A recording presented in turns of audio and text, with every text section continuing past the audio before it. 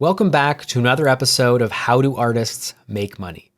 The show where we try to answer the age-old question, how do artists make money?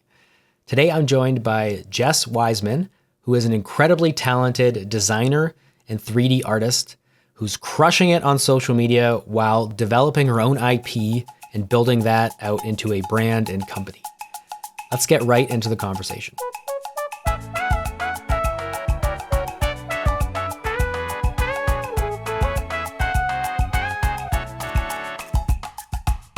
Jess, thanks for joining me on the show today. Let's start with the basics. How would you describe yourself professionally? Well, I'd say it's definitely changed over the last few years. I think I used to primarily call myself a 3D artist. I think today I now kind of cover it by saying designer. I think it covers most of the areas that I typically bounce between. So yeah, I'd say probably designer is the best fit. I've noticed a trend with people I'm speaking to and myself that how you define yourself, it typically starts with your kind of niche craft, and then over time it expands to a more general term. Is that as you're getting into more business ventures and avenues that you're thinking more general and bigger picture? Yeah, I think specifically for me, I used to see myself more as a artist, like a physical painter. So my origin started off with portraiture and physical hyperrealism portraits. So in my head, I was always a painter, but then the algorithm is what kind of got me my following, and then in turn kind of people saw me as a 3D artist. So I guess I kind of just kind of congregated with what the general public was saying about who I've become. But then I think in myself, I realized that, I wasn't a 3D artist to begin with. And my purpose to grow as an artist wasn't to be within 3D. It was more of converting ideas to I wanted some kind of way to convert my ideas into something tangible, and 3D just so happened to be the thing that I was doing at the time. Back, 5 years ago, it was physical artwork was the way to convert an idea into something tangible. And I think for me, I've never wanted to fit in one box because I really do enjoy bouncing around. I think obviously it was just easier to brand myself as a 3D artist because that was how I was, coming across on social media. But I think it's always been kind of the tools have allowed me to get my ideas out there, as opposed to me feeling like I am, wanting to be an animator or I just use animation as a way to, brand a product or create an idea or market something that I'm interested in. It's always been kind of an outlet rather than the thing that I wanted to be. So you mentioned portraiture, painting, CG, design, and artwork. What actual artwork are you creating that is producing income? Yeah, so it's changed a lot. So when I first began, to answer it cleanly, today, it's very experimental. I think most of my income comes from a one brand job maybe, and then I spend the rest of my month now being high risk and high experimental and high ideas. The reason for that is I want to get out of the client space. So I'm still leveraging the fact that, taking on one big project helps me to, fill up the rest of the month for me to then be more experimental and try and do other things. But the reason I'm doing this is because I'm in a position from my past that has allowed me to now be more experimental, and I've gained enough income to start now, trying to venture into IP, trying to venture into personal brand building and content creation. And at the moment, obviously in 2025, there's a lot of crazy things going on with how the algorithms have changed, how we've gone from, being this social media space into now interest media, where the algorithm is prioritizing interests and what people, your feed isn't just your following anymore. It's what the algorithm thinks you're interested in. It's changed the whole kind of structure of how you market yourself and how you brand your artwork. And I really want to just try and make that work. So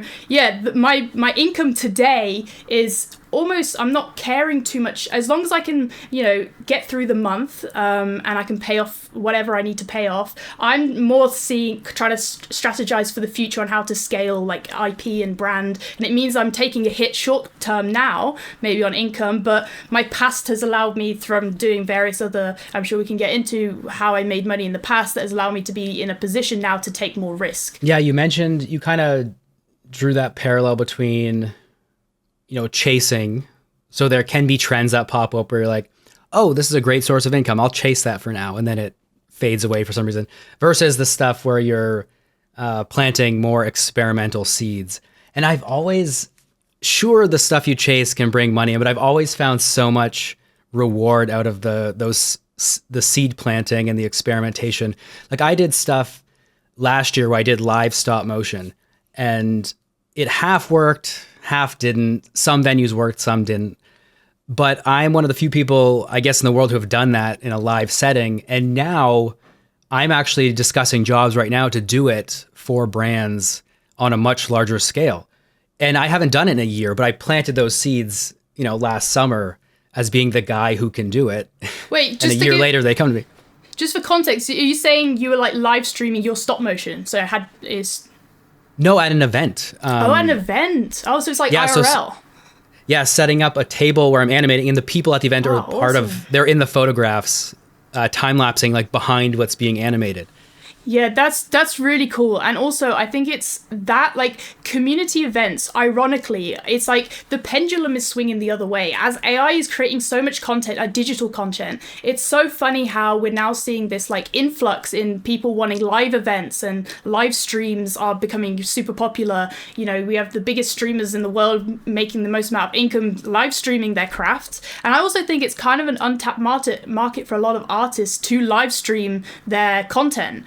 There's a group of artists that I'm friends with in Melbourne called Nownish that have a YouTube channel, and they're kind of live streaming behind Patreon and having building this community of people that are like drawing on a canvas. And I equally with, like you're saying, live IRL events, it's so awesome because it's like as things are becoming so kind of digitized and fake in a weird way, as we kind of seeing this increase in AI influencers and this kind of avenue, it's funny because now people are prioritizing raw content, authenticity, like seeing things in real life, and in a weird way, it's giving a lot of people who want to be a creator a lot of leverage, because it means that you can fail in public, and in a way it's building your personal brand. I think that's really cool. An interesting point to artists live streaming is that as much as people say this is how you craft a social media video, you need the hook, you need this, when I see a video of someone just doing something, like it's just raw footage of them crafting something, I'm in it. 100%. And they have no film language. They know nothing about edit. Like I'm fascinated by that. It's funny because it really homes in that what they're doing is achievable and they are failing. They are making micro failures as they're doing it, and they're not cutting anything out. And in a weird way, it's quite motivating because you're learning a lot from these people that we're so used to, the social media space being so, cut up and chopped into, what worked and what didn't, and only showing your purest self or whatever, whereas live streams is showing everything, which for people who are wanting to learn, it's very kind of humbling to be like, oh, that's awesome, that that person that I look up to is also like, oh, what's the short key, like he forgot the short key, and it makes me be like, oh my god, we're all the same, and I think that's why there's kind of this drawing factor towards raw content and raw live streams, because people want to learn, number one, in an era where everything's now so fast paced and you can learn anything. It's quite nice just to sit with someone for an hour and just watch what they do and their craft. I think you get a lot of learnings and takeaways from just people watching. It's interesting that you pointed out that streamers they're the highest earners and the most eyeballs right now. That never occurred to me. I see it and I think I don't get it. It must be for a generation younger than me. But that's the trend right now. That's where the attention is. Yeah, and exactly. It's like you have to, even if you're an artist and if you're in a different field, wherever, we're in the attention economy right now. No, regardless of what people think, that this is what the TikTokification of social media has done. It's brought everyone into the attention economy. We no longer, followers no longer means that you're guaranteed to get reach. We're in this space where interest media is pushing content out, which means it wherever the attention goes, you can kind of draw patterns and start, trying to implement areas in your own lives. Like if you're an artist, I think it is a wise thing to start going live on TikTok, going live on Instagram, start live streaming your content, because there's a demand for it right now. Where the attention goes is where consumers are going as well. So I think it's really interesting to just generally watch trends and try and draw patterns from where humans' attention are going, because there's normally always a reason. Like I think live streams are popular right now because of the fact that everything is becoming so fake and digitized, that watching someone do something live in a weird way is very human, even though you're watching it behind a computer screen, which you could argue is very kind of digital. But at the same time, there's a clear seeking. People want raw content. They want authenticity. They want personal brands. I think personal brands are becoming kind of the future of the way the economy is going. Like businesses are almost trying to become more personal brands nowadays than they are trying to be businesses, because you're seeing all these Twitter accounts from popular brands posting memes because they're trying to be funny and relatable, whatever. And it's so interesting how the flip has happened, where it's no longer brands being the meta and you have to be perfect and you have to create these $100,000 ad campaigns. It's the creators that are being authentic and publishing just content of their reviews on a product or live streaming themselves drawing. It's the brands are seeing all the attention go to that, and they're going oh my god, what, we either have to partner with these people or become them in order to fit into this new society on how to make money as an artist. And I think it's really interesting, but following the attention is typically a good meta of where the future is going.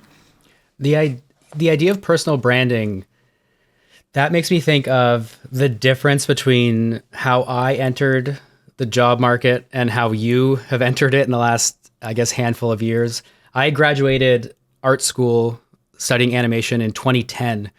And at that time, if you wanted to work in film and TV, especially in animation, really the only path was you put your demo reel together, and it was your best shot, your second best shot, your third best shot, and your email and your phone number, and you printed it on a DVD, and you'd go to events and you'd hand it out.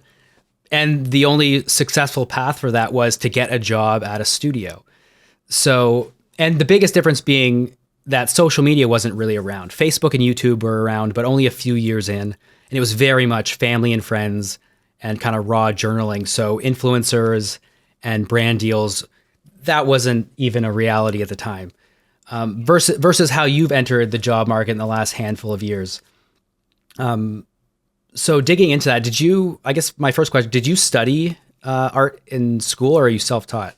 No. So it'd be interesting because I learned a lot in my early years on how to make this a career, because I think that was the toughest thing for me after school. Was I left school, I took a gap year. I was meant to do industrial design. I was absolutely determined to not go to uni. It was my biggest motivator for that year. It was almost in my head, if I failed that year, I'd be going to uni. So it was kind of a determining factor as soon as I left school to, in that gap year, try and make art a career in one way or another. I didn't know how I was going to make it happen. I had no real plans, but I just knew I needed to make it work. And so during that year, it was essentially me just sporadically firing in as many areas as I possibly could. I think the first couple months was essentially cold emailing as many people as was physically possible within a week. But I each week, and I'd keep stacking kind of an email list of people that I wanted to work with or work for. At the time, I didn't have any work to really show other than the work I'd done from school, which wasn't good enough in my opinion. So I used to target competitions as my kind of fake briefs, because I always think that if you're going to go at something and try and build your portfolio and you just start with a blank canvas, I think you're probably going to, I'd argue, probably procrastinate maybe for, a month or so, get in your head, end up not ever creating anything because you're so worried about what the first piece needs to be so perfect or whatever. So competitions were really in my opinion, was a great strategy at the beginning, because I didn't care if I won or lost the competition. I just wanted a brief and a deadline so that I could build a portfolio. So I'd just enter as many as I could. I'd start building kind of my portfolio, and then I'd use kind of maybe like 5 products or 5 competitions that I'd been working for, and then I'd specifically go on LinkedIn, stalk the creative directors of certain brands or certain influencers or certain like Conor McGregor, who's his chef. I'd find their email. I'd then be very specific with my email. I'd never include my age, because I knew that my age was a big hindrance to a lot of people, because especially kind of at that time I was maybe like 17, 16, 8, like around that bracket. And I knew that a lot of these companies wouldn't bring on someone without, experience. So I'd try. My goal at that point in my life was to make yes as frictionless as possible. I wanted them to read my email and it almost feels stupid for them not to say yes, because I was essentially giving work for free. I'd never at this point I was like, I just want my foot in the door. So I'm just gonna, I'll do a portrait. So at the time my plan was portraiture work. So I'd be like, I'll do a portrait for you. I'll deliver it to your house. I'm free to kind of try and make my way to wherever you are. And my strategy for at least 3 months was constantly doing that, until eventually I hit like my first yes. I'd do the portrait at the time that was for KSI, which was a crazy first yes. But it then I realized after a couple months later that doing free portraits would take my entire month, and I wasn't making any money, and it was taking a lot of time. So I had to then kind of figure out a new strategy of like, how can I make money on the side of these portraits so that I can actually, convince my parents or whatever that this is a avenue that's actually going to be sustainable for more than this year. So that's when I just started looking. I'd always been doing 3D on the side anyway, because I was very interested in product design, industrial design. So I was like, maybe 3D animation could be something that I could see if there's a avenue. I'd applied the same strategy that I did with my physical paintings. I'd cold email companies, try and find the creative directors, email them specifically, I'd say originally to do free work. And my one gateway in was Republic Records, and also a designer called Vandy the Pink. So one was a music label and one was a brand. And after maybe like 3 months of reaching out to, 20 people a week or whatever, those were my 2 yeses. And I just made sure that my strategy was to over-deliver on whatever they were going to ask from me, even though I was doing it for free, because the idea was they will come back as a recurring, paying client, which was my step into actually making revenue as an artist. Was exactly that. It was getting those yeses from one a music label and one was a brand, and building a relationship with those people, and eventually having them as like a recurring client that I could do on the side of my portrait work. I can keep going, but yeah. Do you have my on the note of kind of, knocking on doors and forging your own path, my first job on a feature, they posted a job opening for a storyboard position. So that meant they were developing the movie, which I had nothing to do. I don't storyboard. I don't work on story, but I just found the email and sent them my demo reel and said, I'd like to be an animator on this movie, or a beginner animator, an assistant. And that got my foot in the door, and they ended up hiring me for that job. So sometimes you like to get your foot in the door, you have to kick through it. Exactly. Yeah, you really do. And I think a lot of artists also kind of, it's interesting because I think a lot of people think that it only has to be through social media that you gain, clients. And in many angles today, it is easier to get it through social media because there are a lot of eyes. But I also think arguably there are always some kind of avenue or some way that you can increase your luck surface. You can put yourself out there, in as many opportunities, and you have control on, obviously you don't have control on the luck actually happening, but you have control on how much you can fire out in the world and see kind of what happens. And I think for me, before I got my yeses with those two clients, I was also trying to, I've failed at Amazon FBA, which was another side mission that I was trying to see if there was a way I could earn income through Amazon, reselling products. I tried the route of affiliate marketing. I used to try and grow art Instagram accounts, because back in 2016 it was kind of the meta to grow an art Instagram account and almost sell posts as do you want to be featured on our account for $200? That was a lot of businesses' way of growing, and then they'd sell accounts. Tried that, failed. I tried inventing products and trying to reach out to people. It was there was so many areas which were complete waste of my energy in hindsight. But at the end of the day, I don't think nothing ever wasn't a waste of energy, because it was all a big learning curve to what actually consumers want, what is something that you can put your energy in and actually you get value from yourself. I think, like we were saying earlier, it's easy to fall down the trap of what the algorithm wants versus what you want. Yeah, so to bring it back around to personal branding, because you're doing a lot of brand work on the basis of having social media accounts, large accounts, and obviously that's all built on your incredible skills, but you've worked in a personal brand into the whole mix. And you've done these popular posts after you established a kind of body of work. You've done these posts where you say, you introduce them that, I'm a 23-year-old, I'm a 24-year-old artist, and here's my best work from the previous year. So how, having started in the social media world, how important is that to mix in your personal story with that? Because where I came from, I mentioned the demo reels where personal brand wasn't a thing. Injecting yourself into the story wasn't even on, not a thing at all. So how important was that? And was that strategy or just something that came about organically?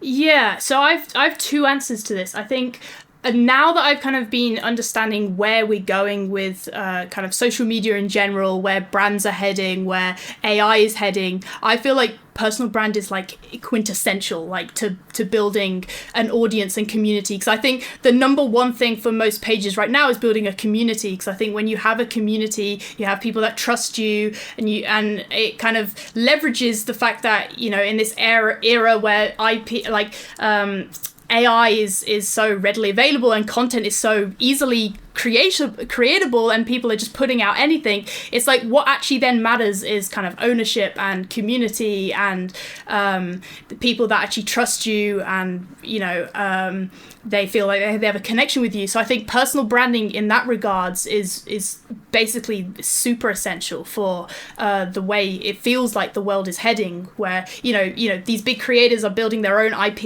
You have KSI creating Prime, Mr. Beast creating Feastables. It seems like intellectual property, and by the way, personal brand is intellectual property in a weird way. You are your own IP.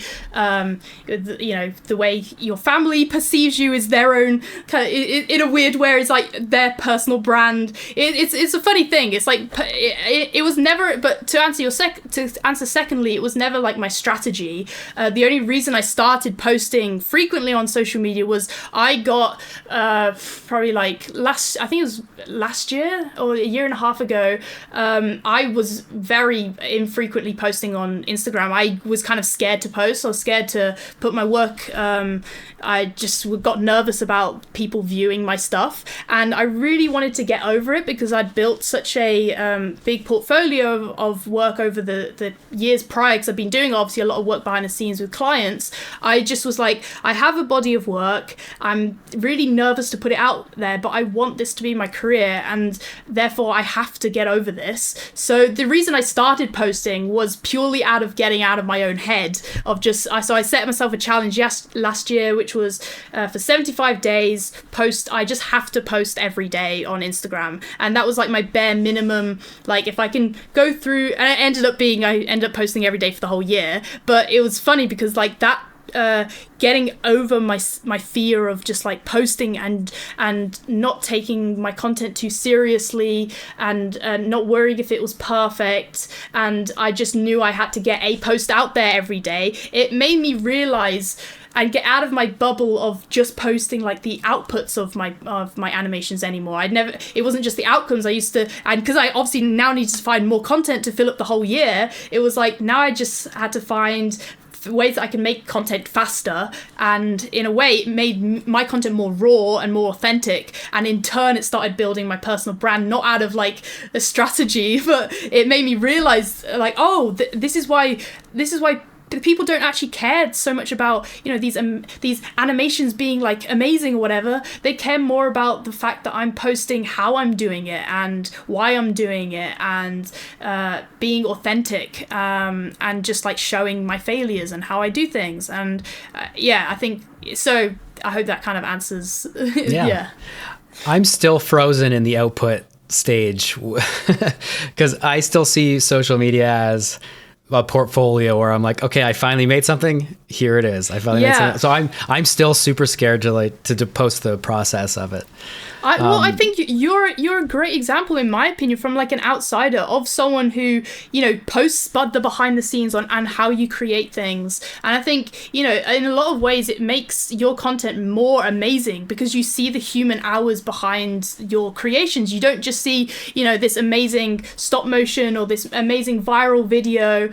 You're seeing the actual human effort and human hours and the thought process. And I think that's what people want nowadays. And so if I was you, 100% like double down into being that kind of, obviously always create like viral cool videos, but like I think a lot of people trust you more, and you build yourself as a creator that is actually going to build a community definitely around your content that's like more authentic and raw to you, because at the end of the day, you know, AI can't replicate true man hours.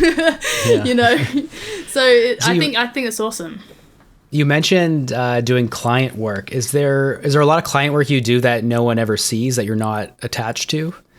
Not so much nowadays. Like I used to, so back before I went into trying to build an IP or to build Figure.got, I was primarily jumping between clients. So Vandy is was my first client. He's like a clothing designer. He led me into like billionaire boys clubs, and I was in kind of the brand space for a while of like clothing brands and shootwear, footwear, that kind of thing.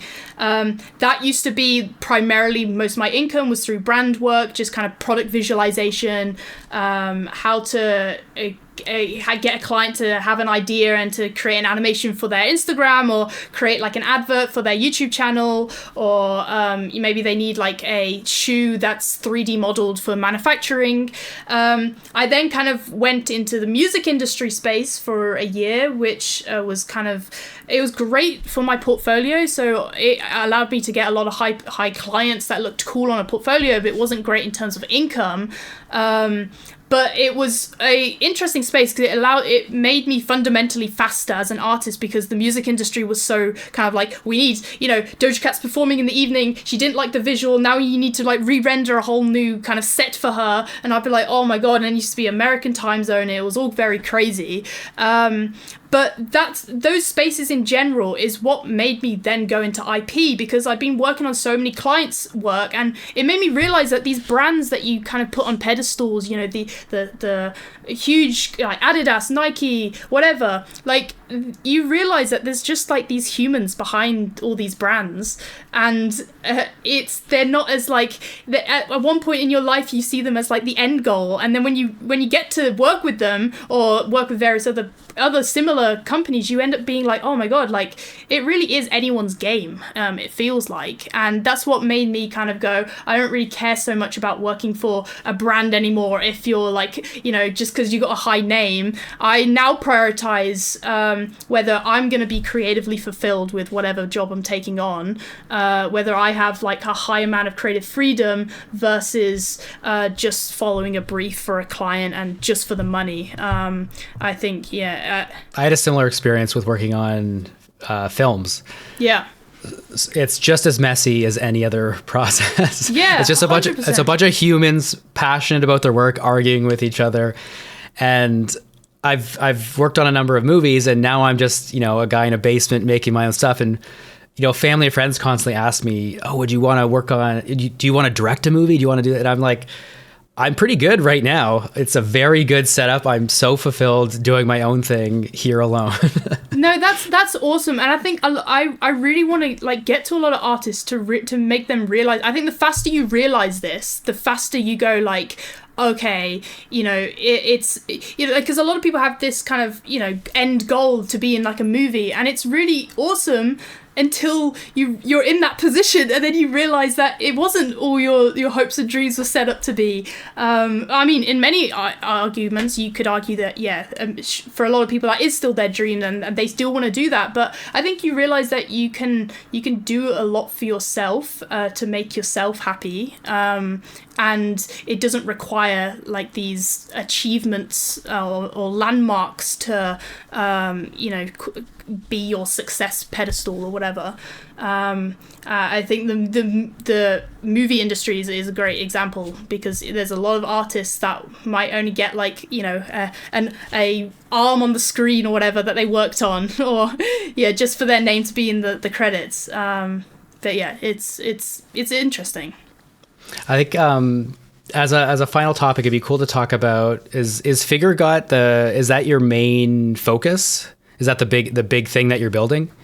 Yeah, I'd say at the moment I'm trying to scale IP or like a character product. I'm still very much in the experimental period at the moment. So Figure got started when I was at the end of kind of my run with the music industry. I was getting getting too comfortable. I had a recurring income coming in, and I had a client base, but it was at the same time I didn't feel creatively fulfilled. I felt like I was working under other people's briefs, and even though I could see myself for the next like 10 years being in this industry and sure making a very steady income and rising, I knew deep down it wasn't what I wanted to do. I wanted to be, and also I'd learned a lot of skills from brand work and the music industry that I felt like I wanted to put it into something. So this was a period back in 2021 where, you know, we had Mr. Beast, Gary Vee, like all these big creators going on Clubhouse talking about this kind of new industry that people are kind of wanting to go into, which was NFTs, and how like you can, as a digital artist, sell physical products, and it was almost seen as like a kickstart a brand. And we got to a point where it was peak 2021. A lot of collections were launching. I had just built kind of this 3D collection that I'd spent, you know, 6 months making, and it was really funny because it was like one of the evenings I remember very vividly getting off Twitter Space Cool, and we had a lot of people that were building kind of I was building animations to build up the hype for the product, for the launch of the brand. And yeah, I remember getting off and I looked through all the collection that I just made, and I started mixing the traits together, and I just remember my heart just completely sinking because I didn't like the way they looked, and I was like, I can't put this out to the public, even though, you know, we were projected to make a lot of money in that year because it was like peak NFT period. It was probably the worst financial decision I ever made, but I went back onto the call on Discord and essentially said to all the people I was working with that I am really sorry, I just can't release this project right now because it's just not the art that I want people to be buying. I didn't like the way the color palette had all mixed together. Once you mixed all the traits together, I was really kind of Yeah, it was definitely a tough period because, again, we had a lot of hype and there's a lot of people waiting for us to drop the collection. And so, yeah, I then spent I made the decision to redo the entire collection, and I spent the next year redoing everything. So all the traits all over again. By this point, NFTs had kind of died out. I had finally... So then you didn't release an NFT collection. So what was the big pivot with that IP? Well, we ended up releasing a partial part of the collection by the time I'd finished the second year of redoing the entire art. But then from the amount that we did, the small amount that we did make, and obviously we then had to pay the people that had been working with us and taxes and whatever, that we ended up not having a big amount to then kind of grow a company. But it was enough for me to now be like, okay, now I have something to be able to try and scale an IP or scale a brand. So we started taking that money and turning it into clothing, and we went to like Comic-Con, we did Complex Con in LA, and so yeah, I'm at a point right now where I'm essentially trying to take the IP and for what it is and to niche it down. I think the issue is I came in very broad. I was doing animations, doing clothing, doing figurines, doing kind of like shorts and content creation and also educational content, all within kind of Figure Got. And I think for it to be successful, it like a lot of brands start off niche and then grow kind of broad. We started broad and now trying to go niche. So is it more physical products now, like clothing and stuff? Yeah, at the moment, yes. But there's kind of ideas that I'm trying to play around with. I'm very interested in that intersection between like physical products and digital. So whatever kind of way that the way I'm going to try and scale Figure Got is either rebranding it into this whole new maybe like app with products that allows tracking of interactions, or some kind of app service that allows for products that, like some kind of digital and physical design of whether it be a platform or whatever, I don't know. But at the moment, yeah, we're very much in kind of the physical space, clothing, trying to collaborate with brands. I'm specifically trying to reach out to Zellerfeld, which do kind of like these like 3D printed shoes, and trying to see how my style of in Figure Got can kind of be cool as a collab with various other brands. So I'm very much on like the collab outreach kind of physical market in the moment, but as a broader topic, trying to see how I can fit all of this into some kind of packaged app or some design that I can propose to someone. Yeah, I know a lot of people in the kind of product or digital space, and there is so much experimentation with letting the public tell you what the successful path to take is. Yeah. Because you'll have an idea of what the product is, and then they'll tell you no, that's not it. Yes, and then you're exactly. Like, okay, we have to pivot this way. And then you kind of find your way to the end product. Yeah, like have you ever thought about like products or selling? Like, do you sell courses or? I have a stop motion course and a kind of visual effects shorts course, but I've held back on any kind of product stuff.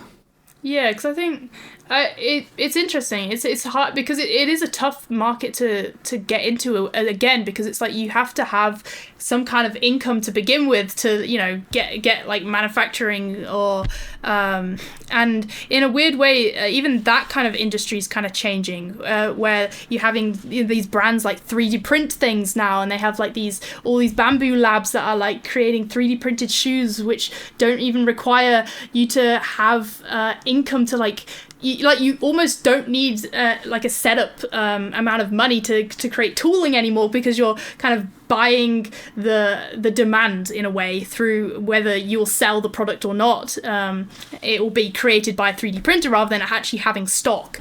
But yeah, I think it's interesting. It's hard to know what the correct thing to do, but what I do think is like the future of a lot of creators' income will be through either digital products or scaling their own IP or personal brands, and just honing into community and building trust with the people that actually want to support you, I think is going to be the biggest meta.